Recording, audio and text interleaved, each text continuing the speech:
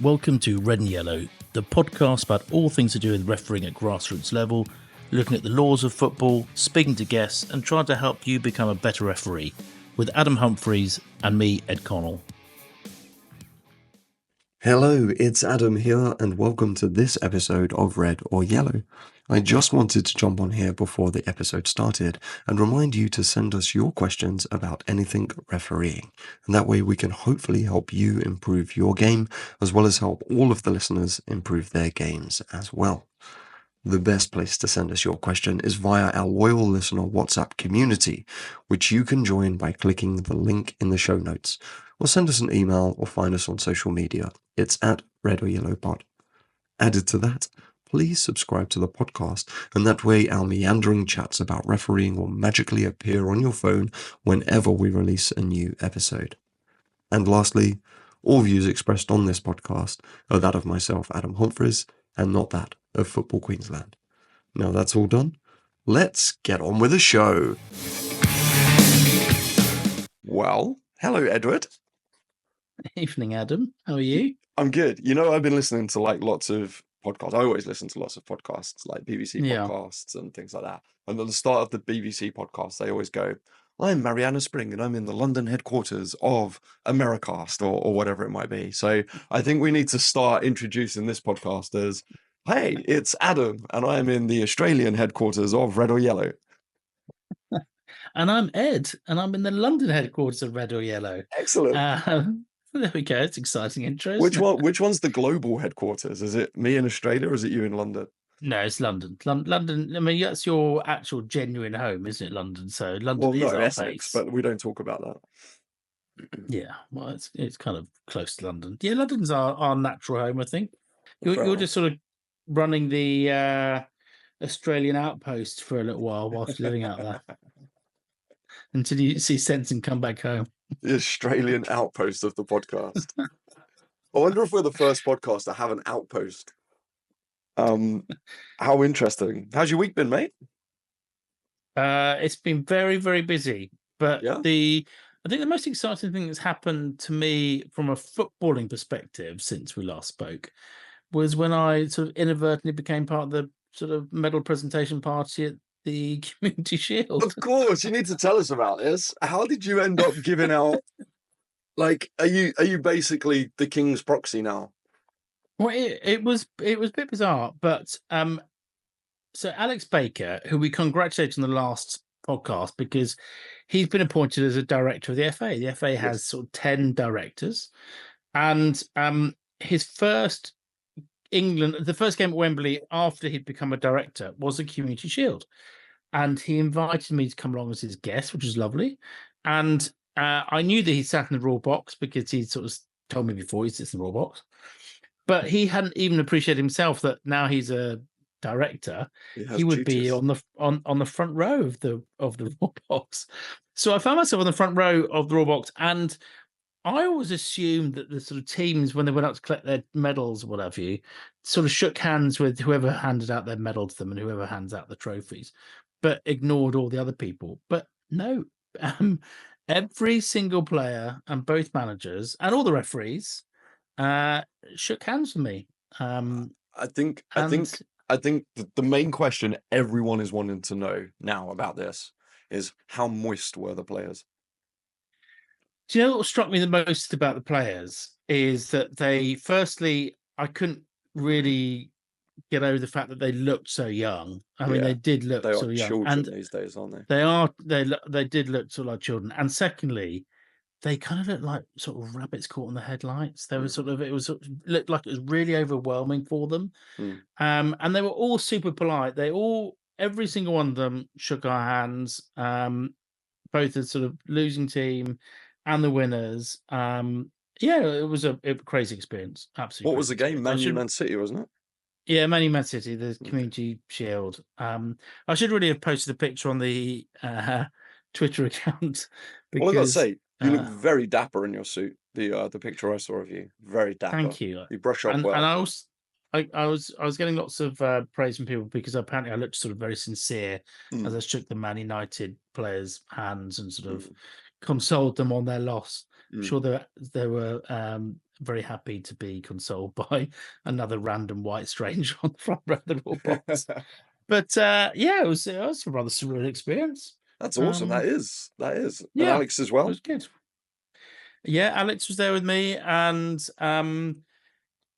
yeah, it was a crazy experience. And for me, I think what was probably more exciting than being on the front row and shaking hands with all the players was the fact that on our table at lunch we had the sort of CEO of Man City, had the head of the EFL, but Wow. there was also Sir Dave Brailsford, who Oh, yeah. obviously works for Man U now, and who was a former sort of team coordinator of Team Sky for cycling Mm. and the former British Olympic cycling team sort of head coach.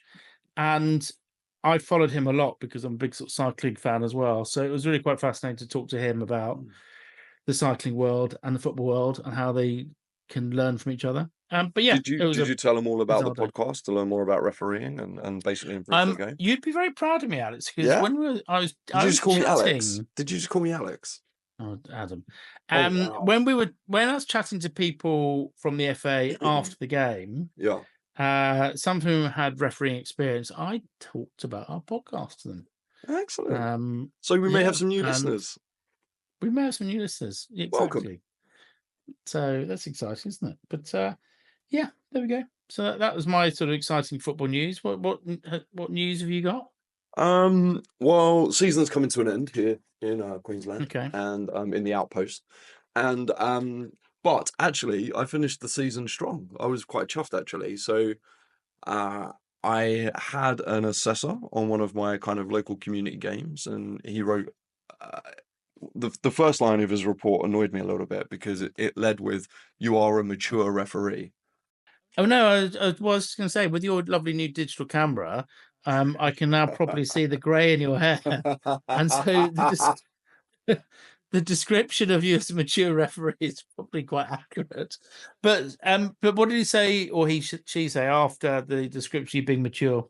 He said that I was fit and I basically performed very well. He said I prepared the team well for what we thought was going to be a very tough game, like a very hot game. But turns out it was a 0-0 draw in the finish. And I think a lot of that went down to our preparation and everything, which was good.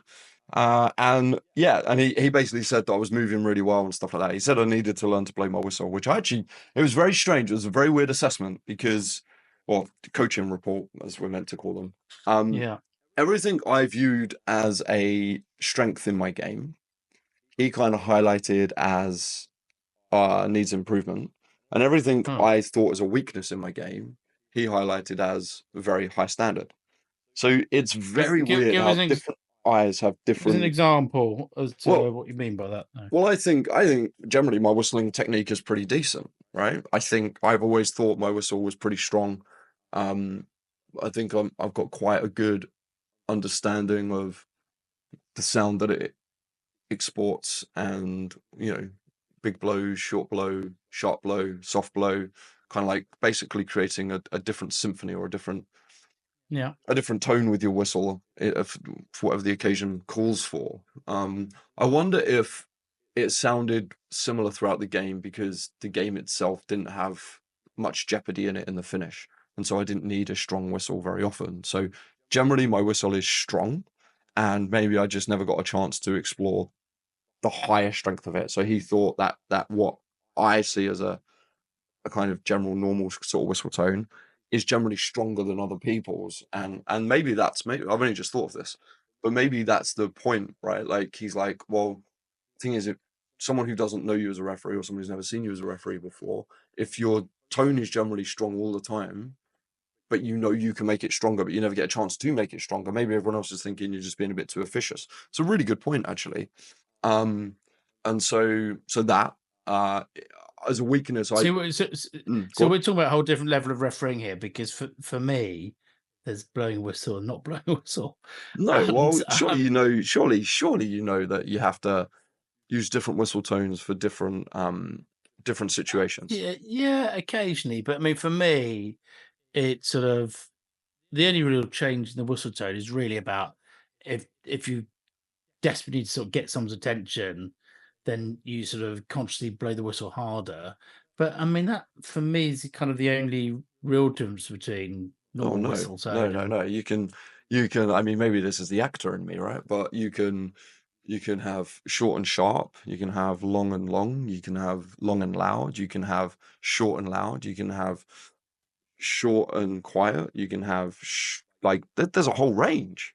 You can have really long. You can have like peep peep peep, or you can have beep beep beep beep beep, or you can have just a very very like minute little whistle just to let people know that you're working on something, or you just need to calm things down, or there's a whole range of different.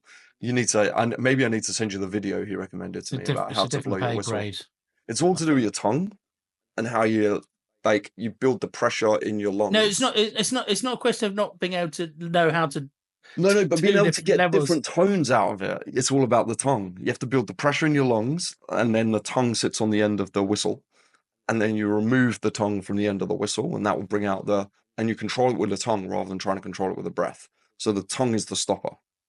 It's very interesting. See, I don't think the Dog and Duck United versus sort of the Jolly Farmer on Sunday Look, morning are going to be that I'll interested tell in you, my I'll tell you. tongue and whistle technique. But I think you underestimate how much the dog and duck will want to know about your tongue and whistle technique. But I'll tell you what my acting coach used to always tell me at drama school. Okay, and she always said, "Acting is acting is acting. Whether you're acting in a pantomime or whether you're acting in Hamlet, whether you're acting in EastEnders or whether you're acting in I don't know a Daniel Day-Lewis film, acting is acting is acting. The process, all of the things that you go through as an actor." Has to be treated the same no matter what the context of the performance is. And it's the same with refereeing. Refereeing is refereeing is refereeing, right? You want to apply all of the things that like I've only ever taken the approach of every game I step into is basically me trying to referee a Premier League match. Because then that I know that brings out a much higher level of performance from me. And I know that that performance is what's going to gain the respect of the players around me. So by doing that, I like, I'm not just because it's dog and duck versus, I don't know, the King's Head. I'm still going to go in and give them the most professional account of myself. And part of that is knowing how to blow your whistle. oh, there we go. What other sort of feedback did you get then in Um, terms of? that was kind of it, really. Yeah, he just said you moved really well. You briefed your team well. You worked really well with your team. Controlled the game very well. There really wasn't much in it. Another thing that I saw as an advantage was advantage, my ability to play advantage. And I think I played two or three pretty good ones, but he called me up on them, and I think the point was that I didn't wait long enough before I pulled it back. Okay. I think was his point. I think he was like, "You played advantage and then you pulled it back immediately." But I'm like, "Yeah, but they lost possession." So I think maybe we just got a slightly different read on the length of time there, and I think that might come down to. I think that might come down to. I'm used to refereeing players who much prefer playing rather than prefer having the set piece. Yeah. So I'm always looking to let the game flow. And obviously, when you're dropping down a few divisions and you're kind of at the top level of your community as opposed to the top level of the state, um, they're probably gonna prefer a set piece into the penalty area as opposed to an advantage down the wing. So maybe that's I just need to be aware of that as I'm refereeing as well. Yeah, but we also had two senior coaching events since we last spoke. You and I had, and two great pieces of advice had come out of that. One was by Casey Raybelt, who is a FIFA coach. She refereed at the Women's World Cup here, and we was talking about handball and around the penalty area. And this was such a good piece of advice. And she said, like, the only way to be able to read handball in the penalty area from a shot is to get behind the shot. Like, you have to get behind the shot. So when you're in and around the penalty area, I'm always a bit wary of kind of encroaching into the penalty area because you don't want to get in the way. But when you approach a penalty area with the mindset of I need to be behind the shot at all times, and you don't know when the shot's coming, it makes your movement one, you're never going to be in the way because you're always looking to try and get behind the shot. And two, it means you'd be able to read handball, and it means you're naturally out of the way in the penalty area, but it also means that you're definitely in a credible position for any decision you've got to give because you're moving like laterally so much with the ball. And it added about 1.5 kilometers onto my game because off the back of my assessment, I got an FQPL1 game, which was the level I was pretty much refereeing last year before I got injured. And so I applied it in that, and that was a really good piece of advice. The only thing I'd say about that is I noticed that referees in the Premier League, certainly I get the impression that they're trying to do that, but I think there's been a change in the way football's played. So I think sort of, 10 years ago, if a team was attacking, you would expect that the team would keep attacking and would result in a shot. But it doesn't work like that anymore. And teams Mm, sort of recycle the ball and they're yeah. very keen to sort of play it back again. And I've Mm, noticed quite a lot of the time that you get a referee kind of like behind the ball in the way you described. And then I always sometimes feel that they're kind of getting in the way quite a bit, potentially, because potentially they seem a bit too um close to play. But yeah, I mean, normally if you're in and around the penalty area, the ball's going laterally. The only time it would be recycled backwards would be normally from a wing position. Um, yeah, but you'd be surprised though. I think mm, if you watch some games this weekend on the TV and just watch how frequently a team who are in an attacking position on the edge of the box will recycle the ball mm, and go back. It's quite common, yeah, and okay, you see the referee quite a lot of the time, sort of having to almost just kind of backpedal. getting in the way. Yeah, okay, Yeah. yeah. I don't know. Um. It was interesting to me, and it seemed to work well for me. So I enjoyed that. What was the second point that Oh, it the was coaching so we point? had Ali Reza doing because we're hitting kind of the semi-finals and finals period here now in Queensland. So here in Queensland, we it's not whoever wins the league wins the league. It's you win the Yeah, league, and yeah, that's called a minor championship, and then you go on and into a final series. yeah. Which yeah is very bizarre to me, but you know it gives us a few extra games and gives us different kind of games to learn to manage, which is always important. And and yeah, so we got Ali Reza in, who is also a FIFA referee. He's been around for years and years and years. Ali Reza Fagani, I think his second name is. I'm not sure if the pronunciation's correct there. And he was doing a whole kind of thing on like game management and man management and player management and everything else. And he one of the points he said that I think is such a good thing to remember is never leave a player angry. So like if you're dealing with a situation, you never, ever, ever want to leave a player angry, either with your decision or with the outcome of a decision or something like that. Like you've always got to work to smooth things over. And I thought that was such a That it good, sharp piece of advice. it is, but I mean that is easier said than done. I mean, Of course it there's a is. lot of players that are left sort of quite angry with the way you've dealt with the situation, Yep. and yeah, I mean that does happen quite a bit, and I'm not sure You're it right. necessarily appease everybody. You're right. But you would be surprised how and you know what? I think the other important thing to tack onto that is it's not always leave them angry, like it's not always immediately in that moment, you know. Like it could be after the next phase of play, just go and smooth things over again. Yeah, Um, but you would be surprised if you like I find players get very angry when they feel like you're not being genuine and honest as a referee or transparent as a referee. But if you sit there and you go, mate, like, I may well have got it wrong, but it's done now. Can we just move on together? Like if you concede the fact that you're not always 100% right, because obviously their subjective opinion of what you've done is you're not right. And the thing that's going to wind them up is the more entrenched you get, the more entrenched they're going to get, right? So at some point, someone's going to have to concede ground. Now, conceding ground is the only way you're going to smooth that situation over. And conceding ground doesn't diminish your authority. It just means that you're human. In fact, in the eyes of that player, that's going to increase your authority because you're actually willing to meet him at a level that he wants to be met at or she wants to be met at. And look, I'm not saying it's a perfect solution every single time, but it's definitely a good idea. There's definitely been situations in my career where I know full well that I I know my player management skills is very good, and I do think like that resonated with me because that's something I nearly always subconsciously have tried to do is not leave people angry on the pitch, because I've done that before and I know the consequences of that in the next tackle, in the next phase of play.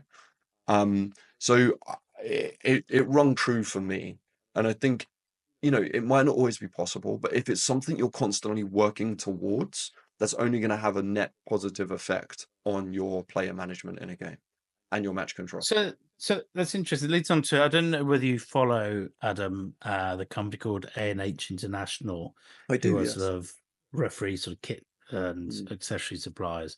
But on their social media account this week, they had a poll which they did on I mm, think their Insta story, and the question was this: it said, "Which of these, as a referee, do you find the most challenging?" Okay, and the choices were making split-second or quick decisions, mhm, managing player behavior, mhm.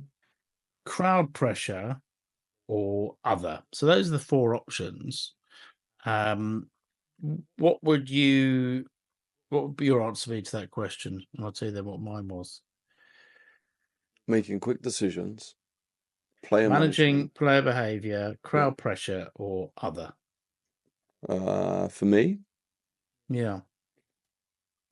I'd say, for me, the thing I find most difficult is not quick decisions, it's consequential decisions.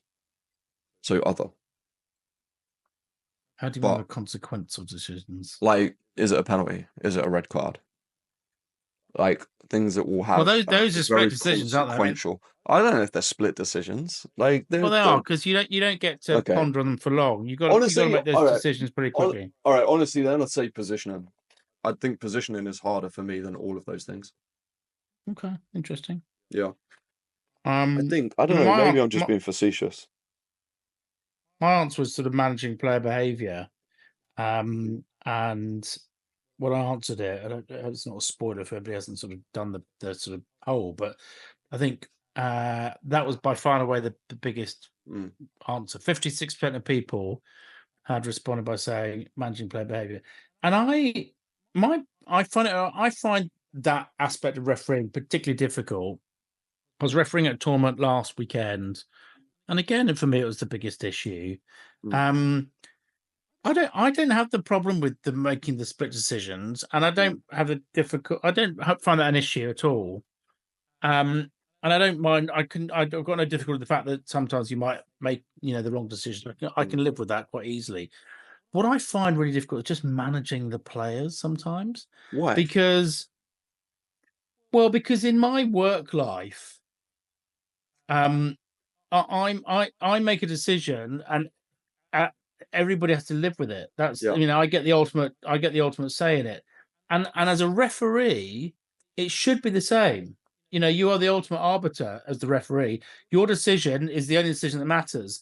So you make your decision, and um, everybody should have to accept what you've done. I mean, they've got no option but to accept it. There's no point in them arguing with you because it's not going to change anything. Yeah. But the difference is, for me, they do argue with you Yeah. and they don't accept the decision. Mm, And I find that a real issue. And what I find particularly difficult, and again, it might be due to work reasons, but I don't have a problem with somebody that wants to reason with me and plead their case and do it politely. But that happens in sort of 5% of players responding to you. 95% of players are challenging you in an aggressive or abusive way. yep. And I think I've got a fairly low tolerance level, Mm, when it comes to things like that. I don't think I'm particularly prepared to take that sort of abuse. And I think I might be sort of more prone to giving out cards quicker than maybe other people do, yep. because I just don't I think see that challenge to authority as just being wrong. Um Yep. I so think, that's my challenge. yeah, and right, we're all products of our lived experience, right? So it makes perfect sense that your work life impacts the way in which you referee. Like, we're only the referees that we are because of our experiences in life, right? Yeah. Now, a huge aspect of my life is working with people and having empathy for people. As a personal trainer, like, all I ever do is try and understand people's situations and why that's leading to the decisions they're making, and how that's affecting their fitness and their health. And in that space, I've gone on a massive journey, right? Like when I first started as a personal trainer, I was quite officious. I was quite dictatorial. I was almost what's the word I'm looking for? Dogmatic, because Yeah. I was like, well, look, this is how you lose weight. Go and do it. These are the facts. And the more I worked with people, the more experience I got, the more the more time I put into it, and the more conversations I had with clients, the more I understood that you can have the science, but when you apply life to it, it's just messed up. It just doesn't work that way. It's not 1 + 1 = 2. I almost said 1 + 2 = 1 then. Um, and so it's at all times, like, yes, you are the ultimate arbiter, but you have to also put yourself in the shoes of the player. And if you can't put yourself in the shoes of the player and the way they're perceiving what you're doing and why you're doing it and how you're doing it. Now, look, don't get me wrong. There's always players that you're just never going to win over. There's always players that you're never going to have. They just hate referees, and they can't be won over. But I'd say they're far fewer than you think. And it all comes down to just being able to, in the way that they want to plead your case. Yeah. Like, I mean, come on, with your experience, Ed, surely you know how to very concisely and very objectively and understandingly and with empathy put forward a case to someone as to why you did make the decision, as opposed to, um, in the same way you'd like them to plead with you politely, maybe you need to think about pleading with them politely in order to explain why that decision has been made, and then they might understand it. I find so often with players, they don't enjoy being told what to do, but they enjoy it a little bit more when they understand the thought process and the context behind it.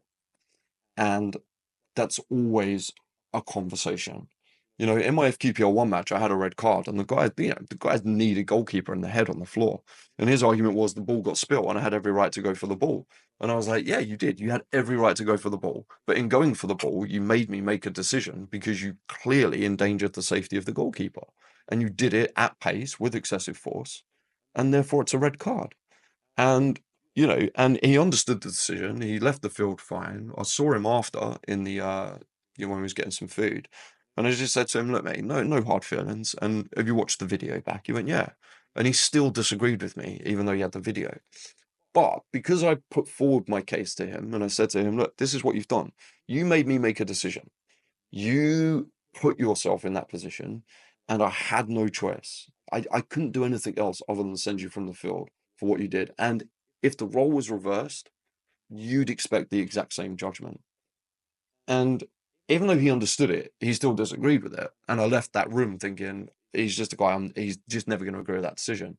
And that's fine. But at least we debated it in a polite enough way.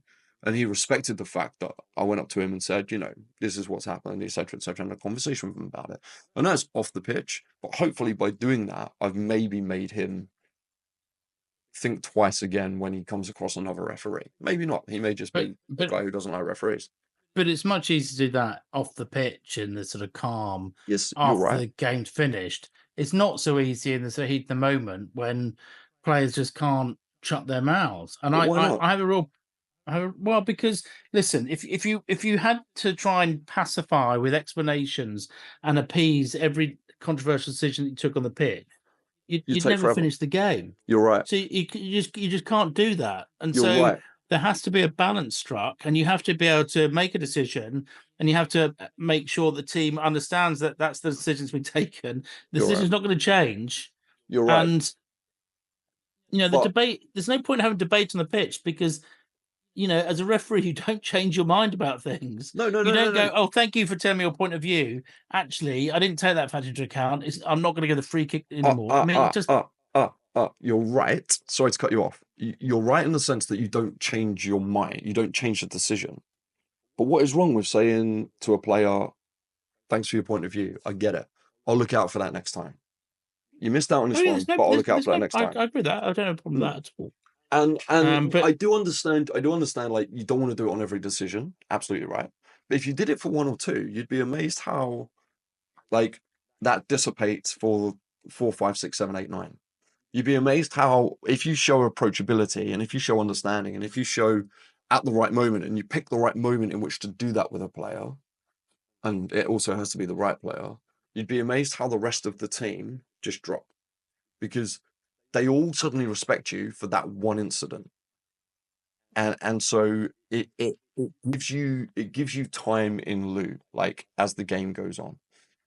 It's not, a little quick free kick on the edge of a defensive penalty area. You don't need to, right?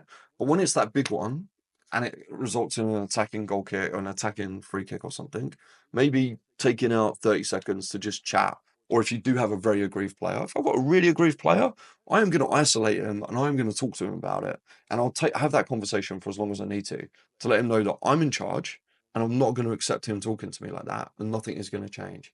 And how sometimes when much you do that, that also can allow your decisions to last longer next time. how much latitude are you given to players in those circumstances who, in the heat of the moment, are sort of being verbally abusive? I mean, I find that a real issue because, you know, I don't want, no one wants to give cards out, but Mm, sometimes in the heat of the moment, players just can't shut up, mm. and you sort of warn them and say to them, to try and calm them down. They simply can't calm down because they're seeing red. I mean, how much latitude do you give them before you are sort of issuing cards for dissent, really, when they're specifically protesting against your decision, which they are vocally and loudly saying they think you've got completely wrong? Well, it depends on a number of factors, right? Like if it's at distance, if they're shouting at me at distance, I will stop the game and I will get them to close that distance to me, and then I'll give them a complete dressing down, and I'll simply tell them that is not acceptable. You're not doing that on this pitch, and if you do it one more time, that's it. And that normally works. Like player management is a battle. It's a constant battle between the referee and the players, right? And if you're going to engage in that battle, you need to have like lots of tools at your disposal. And at times, you need to be stronger, louder, and bigger than they are. You need to, if they're screaming at you, you need to stop, use a very strong voice, isolate them, get them to come to you, and you need to tell them what is and isn't acceptable. Because so many times, especially the level you're refereeing at, referees would never do that with them. Referees would just sit there and take them, or then just give out a card because they're PO'd and on off they go. They probably don't come across referees who can referee with a smile, who can referee with a very strong hand, who can referee in a very fun way and have a decent conversation with them. Like they want to know that you're the kind of guy who they can have a drink with in the bar after with no hard feelings. They just want to know that you're the kind of guy who can keep them safe on the pitch, but also have a drink with them in the pub after. And you have to at all times try and strike that balance. You're almost a parent to them sometimes. And I know it sounds ridiculous, but that is your role. And no player likes a referee who is just one note the whole time. Like, and I have all these theories. I don't get it right all of the time. I'm not perfect. I'll go into games and I have players who just hate me, and we do, and that's just part of football. But majoritarily, players generally walk away thinking, you know what, he seems like a fair enough bloke. He explained himself when he needed to. He didn't when he couldn't, and he basically executed everything he said he was going to execute when he briefed us. And that's kind of all you're after, really. Okay. Couple of things I was going to raise this week after just things that have sort of cropped up. Um, there was quite a lot of debate this week on social media for referees about the stance you take in respect of players wearing jewelry. Mm, Um, and it is a constant problem, The debate on Twitter this evening was amongst the sort of referee forum that I was on about what do you do with a young player who's maybe 13, who's got one of these sort of string bracelets that a lot of the sort of kids have. mm. What is your attitude towards that? And I was just sort of intrigued as to what your view was. It was, I'd say most answers to the debate on Twitter were consistent in what they were saying, but that it wasn't unanimous. Mm. So thoughts on jury, Adam? Oh, there's jewelry and there's jewelry, right? I mean, the law says you can't have it full stop. And so that's Correct. the starting point. Um, the only jewelry you are allowed is medical bracelets, and but even that has to be taped down. So Yeah. if I've got a 13-year-old who's got a fairly tight string bracelet to their wrist, I might tell them to tape it up. Um, I wouldn't allow earrings, full stop.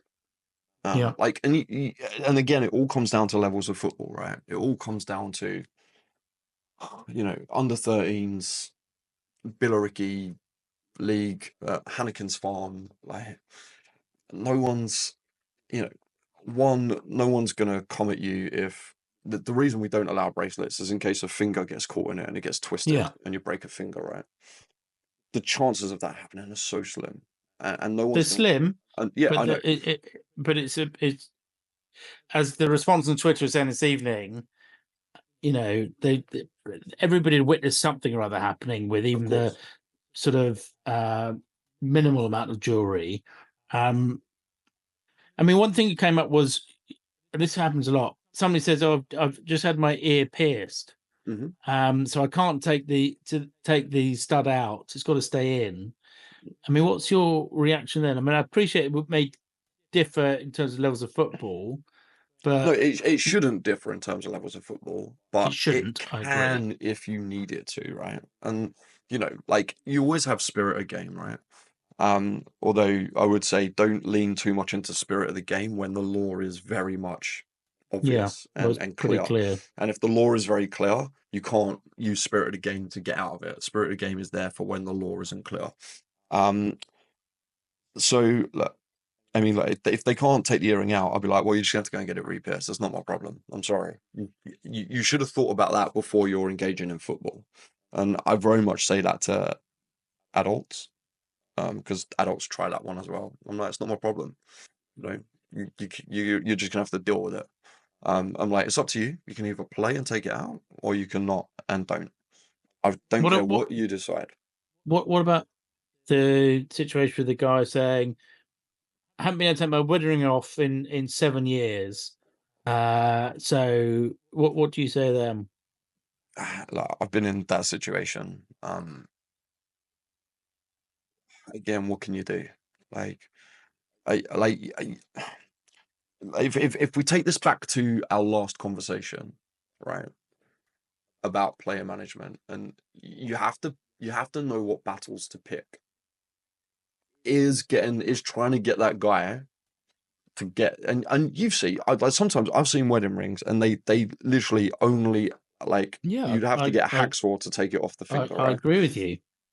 I think, and it's just whether, what is the level of jeopardy if that player is in a situation where I, that where they can't get their wedding ring off, they're not likely to be a player who is going to cause a lot of danger by running too fast and clipping someone with their finger or something like that to cause pain.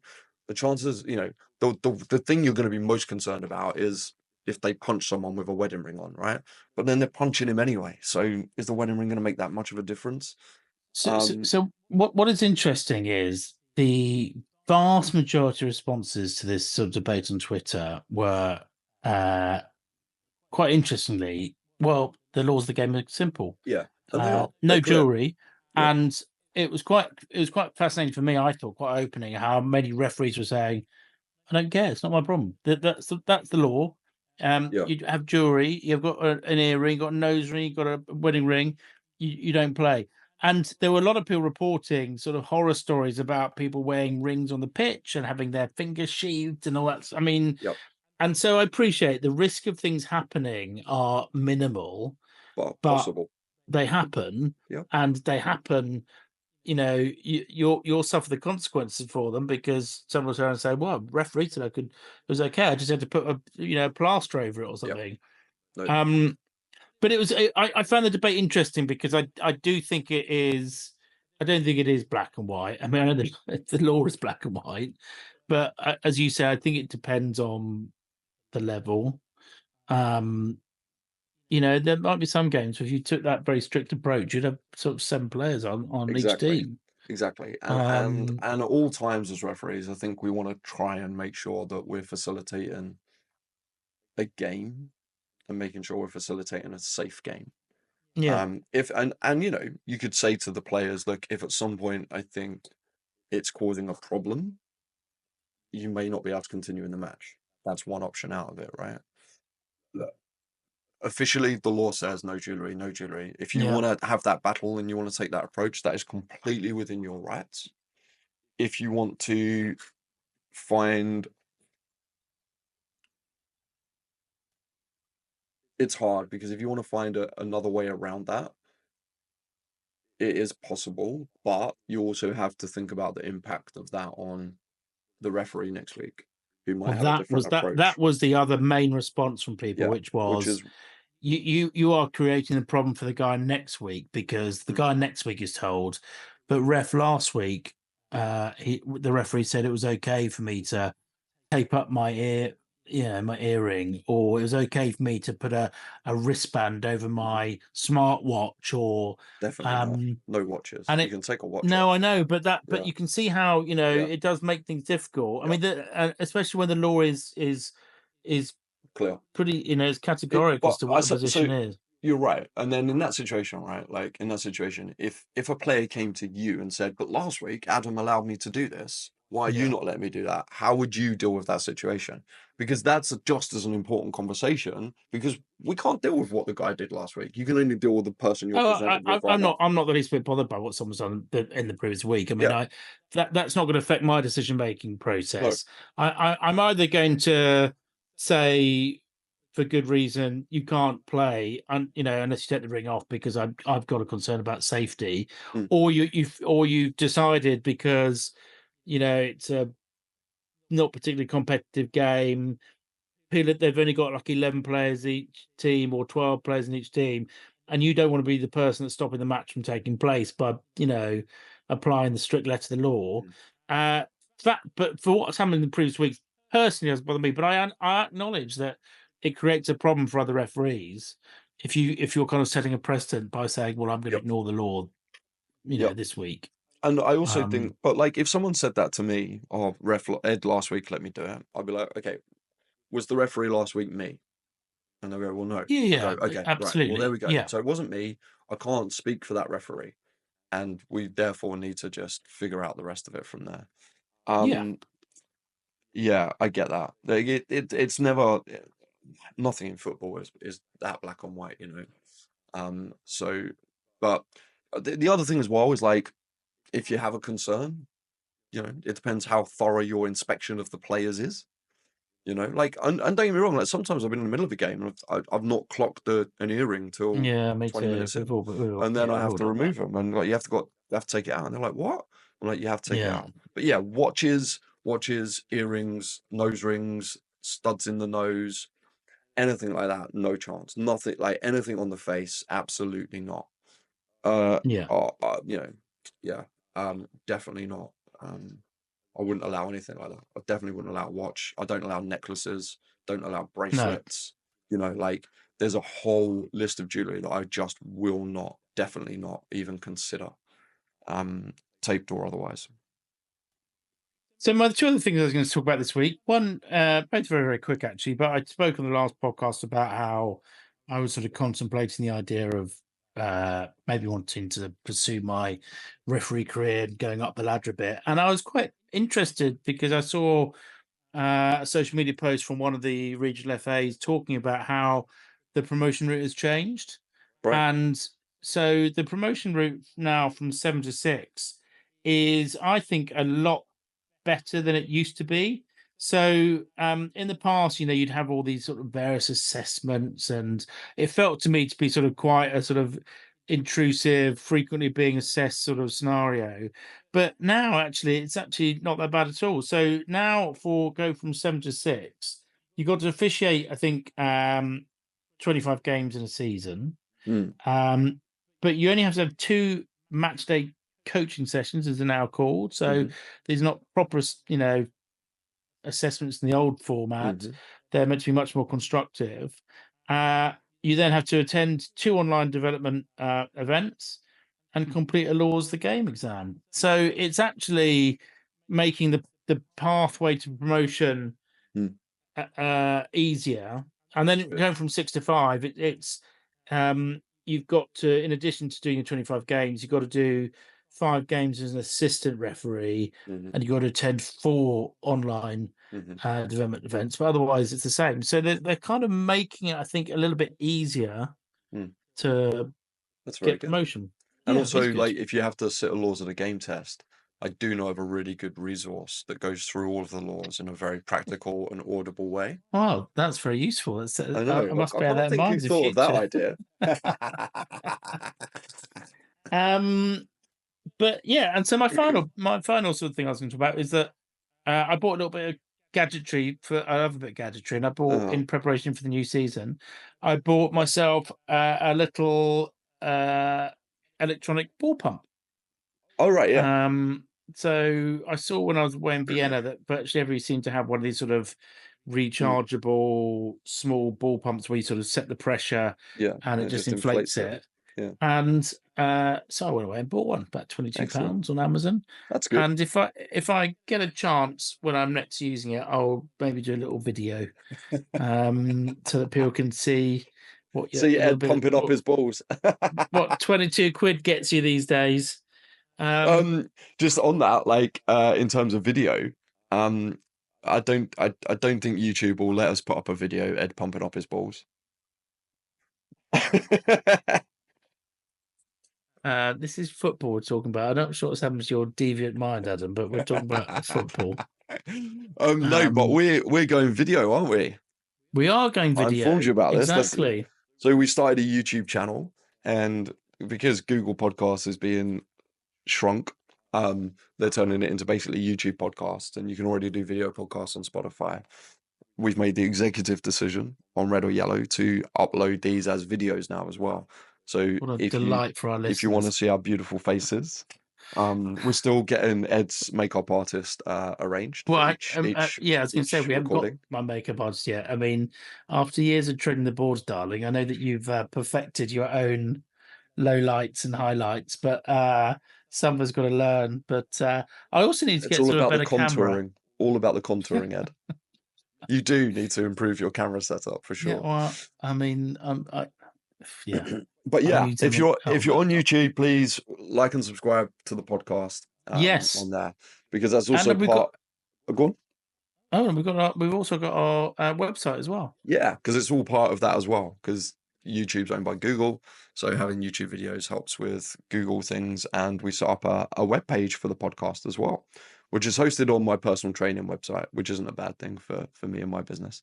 But hopefully, if you Google refereeing podcast, I think if you Google the words refereeing podcast Spotify, I think we come up pretty high on there. But we're in and around at the moment. So yeah, if you want to check that out, we'll put it in the show notes. And And if it'd be anybody nice if can you'll help us read the podcast.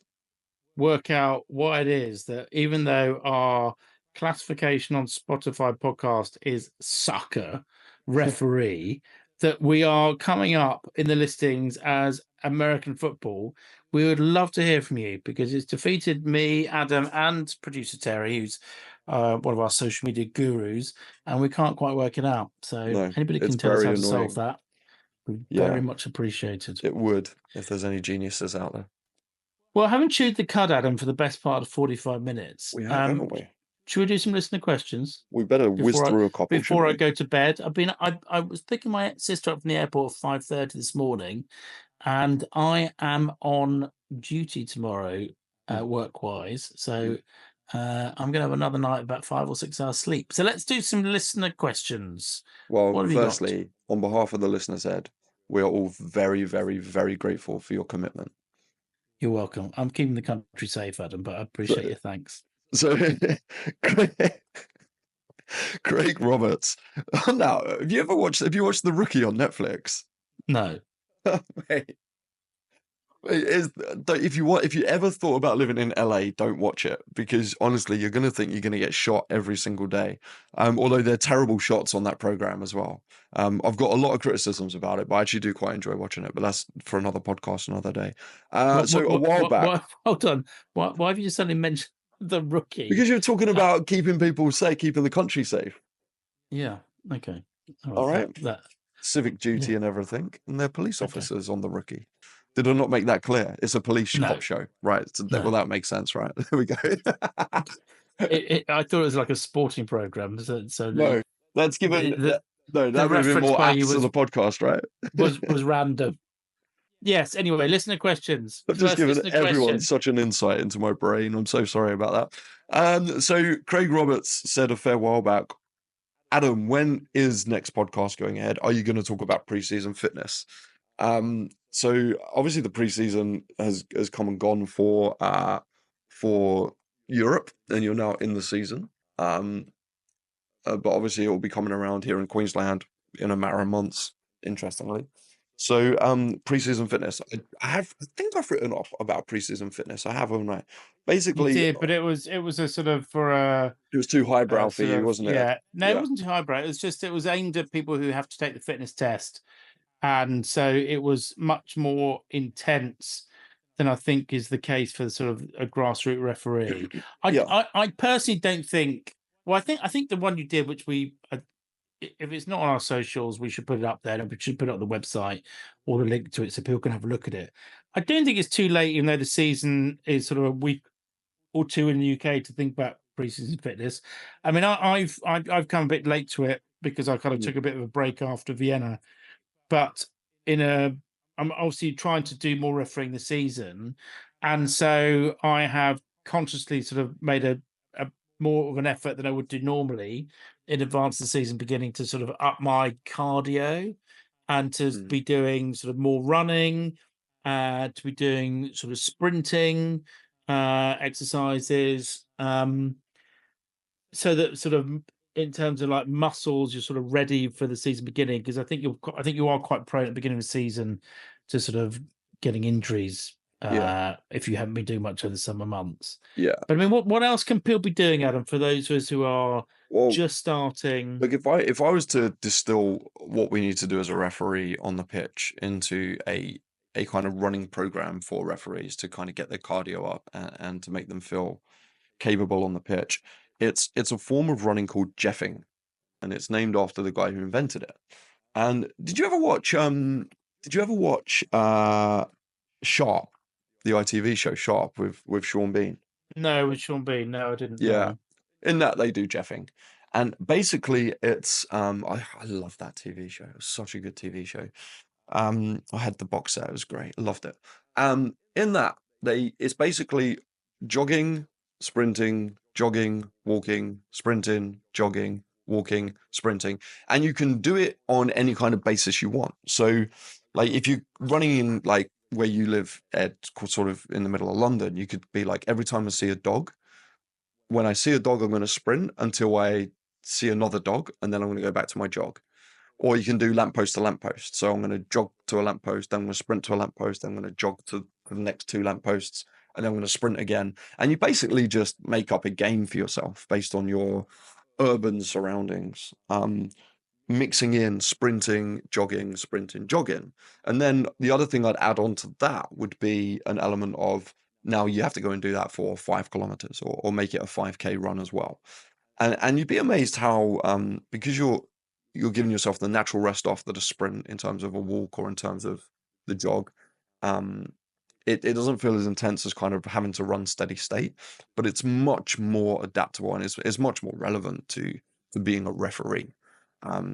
With the stop, the walk, the having to sprint from a walk and all of that. And it will just work on all of those different muscle fibers in a really good way. And you can also put in so much progressive overload into it and progression into it as well. So as you do it once, as you do it twice, as you keep going, you can increase the amount of sprint intervals you do. And if you want, you can keep a track of how many sprint intervals you did in that first 5K, and then just see if you can add another 5 in the next 5K, and then another 5 in the next 5K. And like it's within a format of running. It gives you an entire world of play, which is really important because one of the reasons I became a referee was because I wanted to get fit, but I hated running and there was no way I was going to go for a jog. So, and one thing that I love about refereeing is I'm chasing a ball. Like I have something to do whilst I'm running. There's an element of play, and that's really important. And you enjoy it more. So you can put that into this style of running called jeffing, and you can just work on it in your own time, in your own way. And there's not a huge amount of pressure. There's no right or wrong to it. There's no you have to get the 5K done in this time. And and you have two real tangible variables: the variable of how long it takes you to cover that distance, and the variable of how many sprint intervals am I putting into each 5K I'm doing. Um, and you'll get a positive output from that. I mean, the key is the variation because, when I look at my stats on the Ref6 app afterwards, your game is made up of Oh, you're running. dropping them all in today, aren't you? Ref 6, A&H International, electronic ball pumps. You're going to plug us, mate. Well, I mean, I'm waiting for these gifts to start arriving on my doorstep to thank me for all the plugs. I mean, I've mentioned Ref6 loads of times, Mm, but yeah, no, you get your stats, and it's basically sort of made up of running, jogging, and sprinting because that is the three elements really of the physicality of reffing. yeah. And I think the problem is if you don't prepare for that, even if your season started, you should be still working on that Mm, because that I think is when you're kind of most prone to injury. Because it's fine, mm, you might be fine doing a park run on a Saturday morning doing 5K, but when you go from that variation of sort of just walking or jogging to breaking into a sprint, as we have to do when we're reffing, mm, you need to make your body prepared for that. And yeah. so I would say that's the key, really. I don't.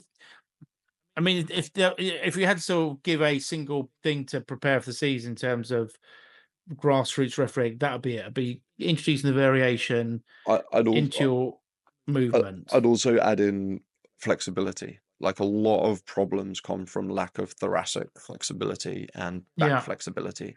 And so there's on the posts on my blog posts I've done about referee fitness, there's a lot of hip stretches in there, and there's a lot of rotational spine yeah.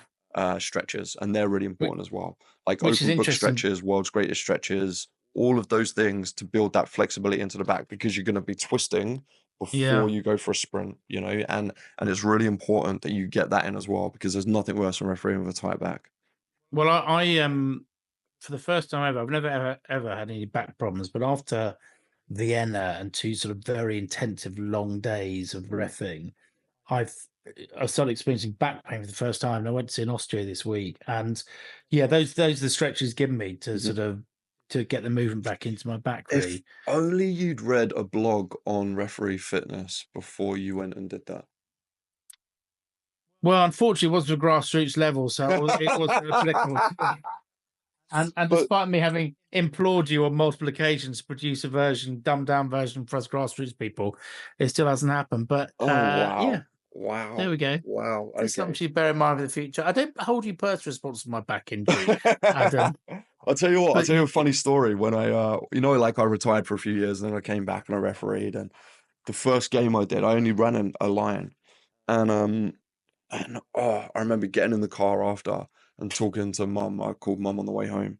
And she was like, "How'd you go? How'd you feel?" I was like, "My back is so sore from the twisting of running the line. Like I can't believe I'd lost that flexibility in my back. And honestly, I could barely turn to like look to drive. It was crazy.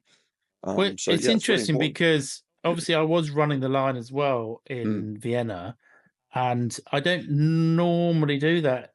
Obviously, in my normal sort of reffing life, and yeah, that probably played a part. Actually, mm, I mean, I was probably running the line as much as I was being in the center. So mm, anyway, I'm yeah. I'm doing my exercises to try and sort my back out. And I would honestly, I'd probably put maybe slightly more of a weighting on the importance of flexibility, back, spine, hip flexibility, Yeah, for grassroots referees than I would necessarily cardio ability.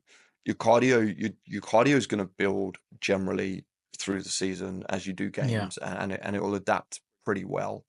You can almost use your games as training for your cardio as well. But the one thing that you really do need to train and build in a regular intervals into your body is that flexibility. Right. Well, we're going to get your link up on our socials, For Adam, so sure. that people can have a look at that. Next listener question. Dave said, morning stroke afternoon. This season, I will be using the use of comms headsets. Sorry, the use of comms headsets along with completing AR pre-game talks. So he's clearly just got to a level where he's now going to be using assistant Yeah. referees, which is awesome. Can you do a podcast on the topic of pre-game chats with neutral assistant referees and the best way to communicate throughout the game? Thanks, pal. Thanks, Dave. What a great Interesting. question. Yeah. Big question, big topic. Um, so have you remind me, did you use comms? No, you listened in on comms, didn't I you, in listened in on VR? comms, but I Yeah, listened into the briefing before the game, yeah. and it it was interesting because the key point that Ryan was trying to get across to people is that there's a tendency when you start using comms for the first time that because you're communicating orally, you forget about communicating through the normal method, which is the use Mhm. of your flag. Yep. And so he was sort of instilling in everybody, that was the sort of key thing, is instilling in everybody was, you need to remember that it's not just speaking, you've got to sort of, demonstrate with your flag as well. Um, and I'm trying to think what other sort of words of advice he gave. Really, it was fascinating listening into it, Mm. and I kind of don't understand really why uh comms aren't sort of encouraged to be used at sort of other levels if people wanted to use them. Because they stop people from doing the basics well. Okay. Like it's like anything. You need to learn to referee before you then start playing around with more intelligent things. Like if you haven't got the foundation, comms will send you into all kinds of problems and tie you into all kinds of knots. You have to have I the foundation.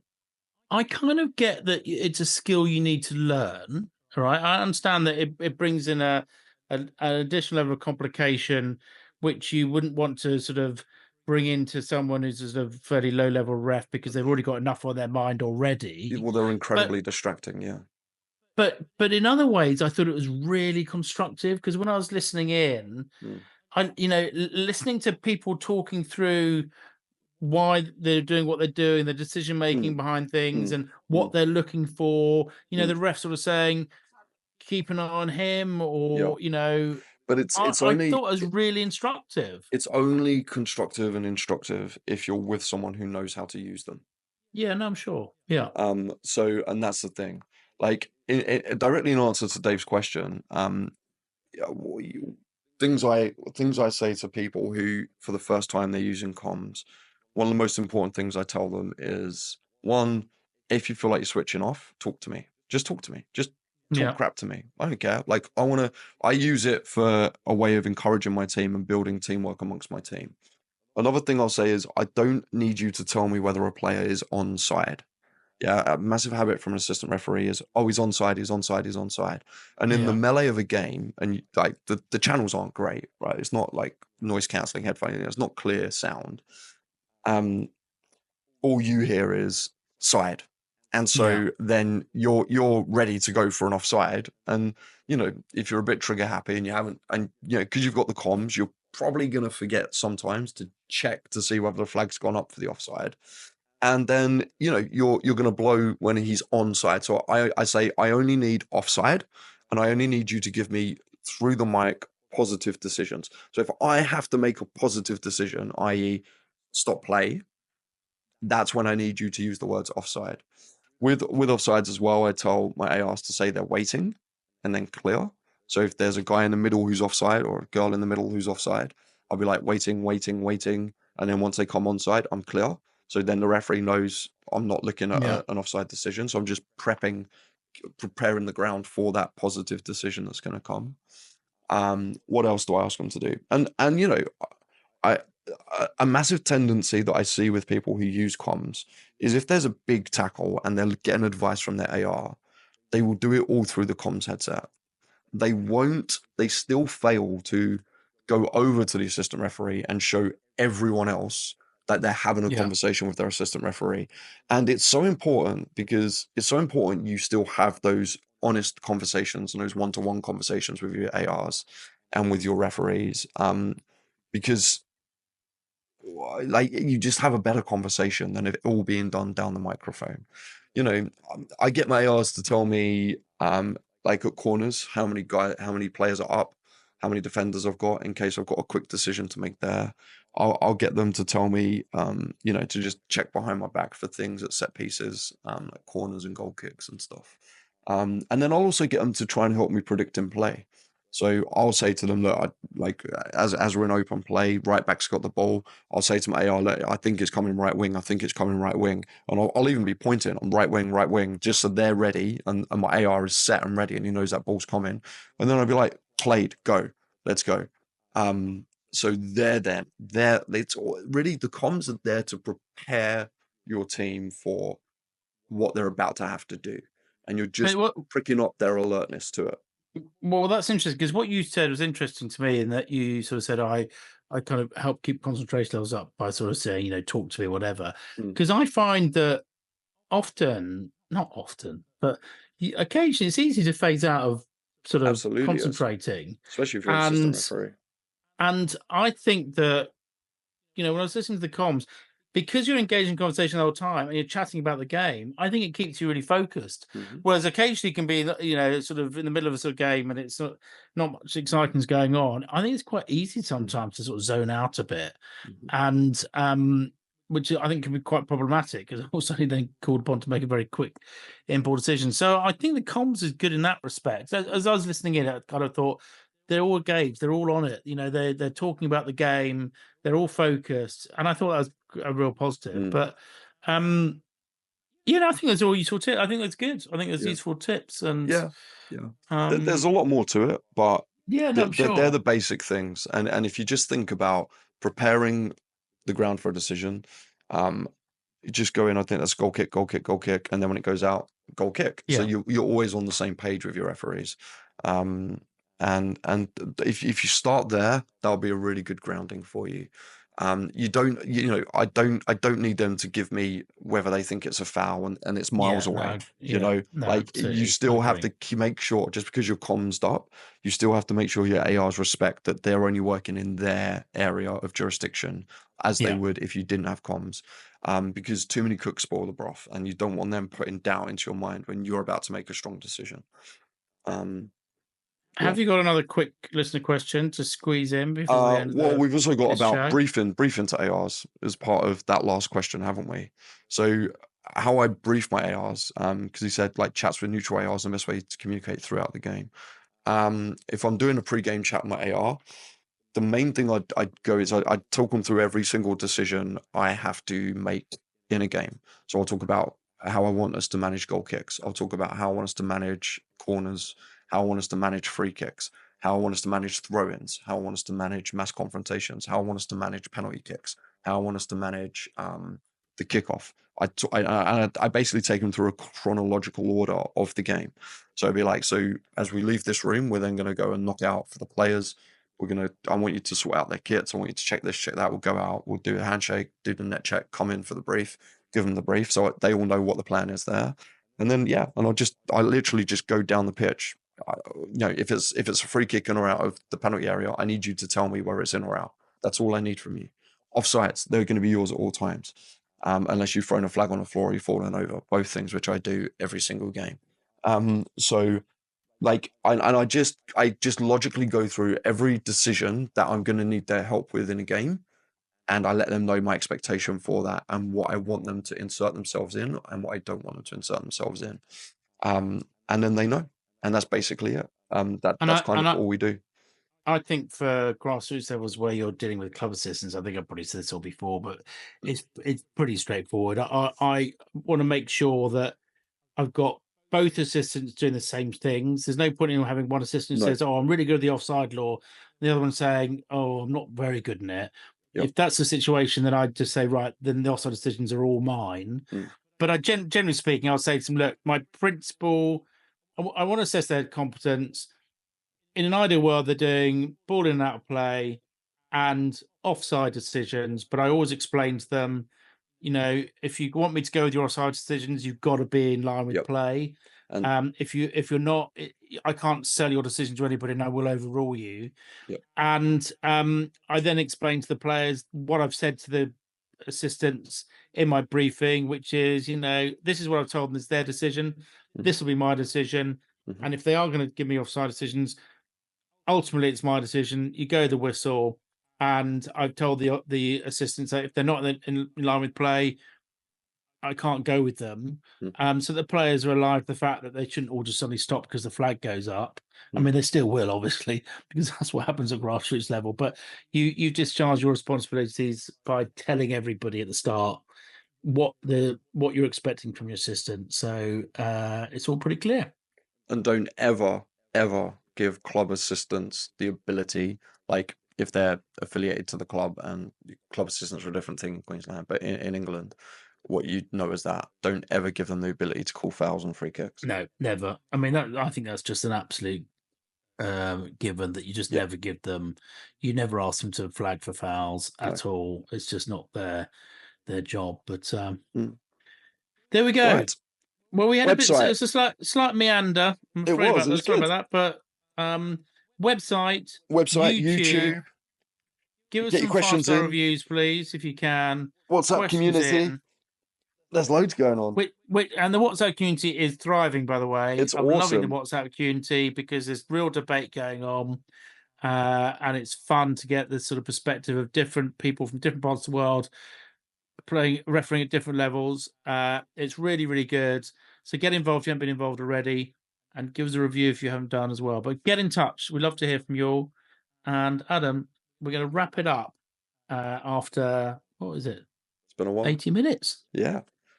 Yeah. Have a great Lovely week, my seeing you. friend. Likewise. Yeah, I'm back on the weekend. I'm going to bed now in case somebody needed to work in the morning. But lovely to catch up with you. Ciao, Have ciao. a good weekend. Take care. Ciao, ciao. Bye. Bye. Thank you so much for making it to the end of another episode of Red or Yellow. You're clearly a very fit listener. May I gently remind you to like and subscribe to this podcast in your podcast app. That way, when we release a new episode, our meandering chats will magically appear on your phone. Also, if you've enjoyed this episode, please feel free to share it with one of your friends when they ask for a podcast recommendation. Word of mouth goes a long way, and no more so than yours.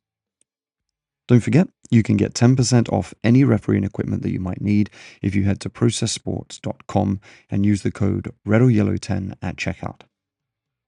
Thank you so much for listening this week. And don't forget to follow us on social media. It's at RedOrYellowPod. And please feel free to send us any questions that you may have via DM, or you can email redoryellowpod@gmail.com. We cannot wait to speak to you again very, very soon. Ciao, ciao.